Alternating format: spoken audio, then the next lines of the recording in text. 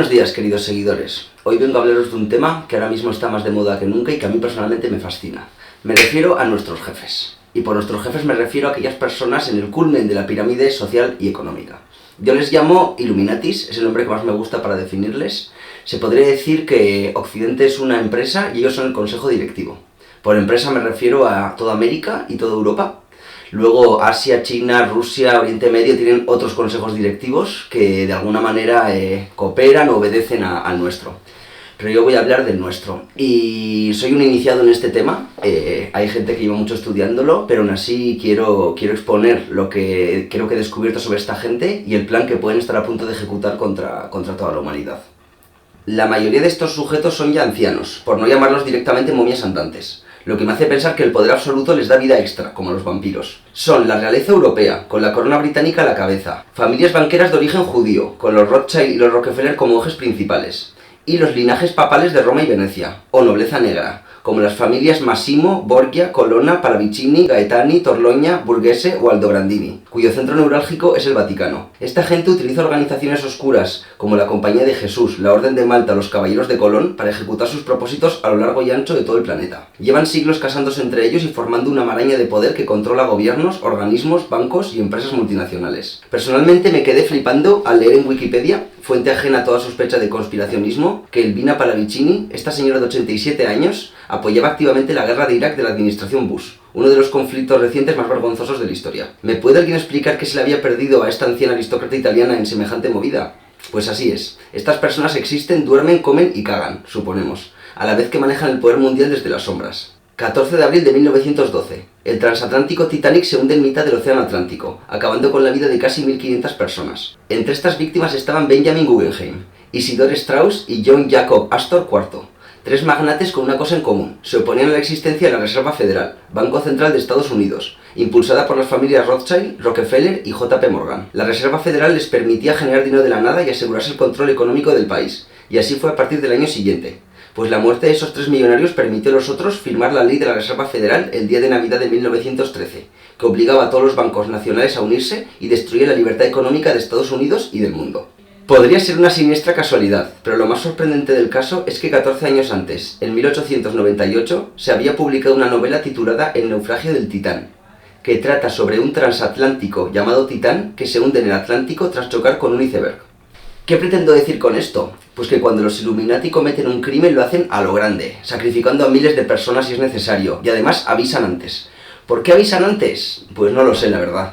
Puede que ellos sientan que tengan que dar información a la gente para que se pueda salvar de las atrocidades que van a cometer, y por eso mandan mensajes codificados dentro de la cultura popular. En esta época lo hicieron en un libro, pero saltemos ahora un siglo adelante. 11 de septiembre de 2001. Dos aviones chocan contra las Torres Gemelas de Nueva York y estas se derrumban. El gobierno de Estados Unidos señala a Al-Qaeda, un grupo terrorista islamista, como responsable, y como ya sabemos supone el pistoletazo a la guerra contra el terror, con las invasiones de Afganistán e Irak y los ataques contra Libia y Siria, entre otros. En marzo del 2001, 6 meses antes del atentado, se emitió el capítulo piloto de una serie llamada Los Pistoleros Solitarios, cuya trama trata sobre un complot de los servicios secretos del gobierno de Estados Unidos para estrellar un Boeing 727 contra las Torres Gemelas. Según el episodio, el fin del gobierno era culpar a un país extranjero, luego declarar la guerra y así sacar beneficio de la venta de armas. Vamos, lo que se conoce como un ataque de falsa bandera. Señoría, no hay más preguntas. Este 2020 las cosas se han puesto calientes para los Illuminati, que empezaron pegando fuerte con la pandemia de coronavirus originada en China y que fue avisada, aparte de por la película Contagio en 2011, por Bill Gates un mes antes en el evento 201 en Nueva York. Este era un congreso para informar a millonarios y banqueros de todo el mundo de los meses que se avecinaban. Pero no me quiero entretener con el maldito COVID del que todos estamos ya hartos y voy a adelantarme a lo que temo pueda pasar en los próximos meses, coincidiendo con las elecciones estadounidenses en las que Donald Trump se juega la reelección. Este tema también da para otro vídeo y tampoco me quiero detener, pero resumiendo, creo que actualmente hay algún tipo de cisma dentro de los Illuminati, que empezó cuando Trump ganó las elecciones en 2016. No sé exactamente qué está pasando, si es que los Rothschild y los Rockefeller se han separado o si la corona británica y el Vaticano están enemistados. Lo único que veo claro es que ahora hay dos sendas de dominio global que parecen irreconciliables, y al menos un sector de esta mafia no quiere por nada del mundo que Trump sea reelegido. ¿A qué conclusión nos lleva esto? Pues que si Trump gana, el otro bando va a lanzar el ataque de bandera falsa definitiva. Y a mí no se me ocurre un ataque de bandera falsa más grande que una posible invasión espacial de otra raza alienígena. Para empezar, la revista The Economist, que es propiedad de los Rothschild, publicó esta edición en junio en la que básicamente avisa de que va a haber una catástrofe dentro de poco. Pero la principal pista la he encontrado en Tinder, la aplicación para ligar extendida por todo el planeta, que hace un mes publicó una especie de webserie interactiva, algo que no había hecho antes. Esta serie trata sobre un meteorito que se acerca a la Tierra y que en el último momento, ¡oh sorpresa!, resulta que no es un meteorito. Tampoco se explica qué es, solo se sabe que hay que ponerse a salvo ante la inminente destrucción mundial. También se acaba de estrenar la película Greenland, que tiene exactamente la misma premisa. ¿Por qué estoy relacionando esto con las elecciones del 3 de noviembre? Porque casualmente un asteroide va a pasar junto a la Tierra el día antes. ¡Qué puntería!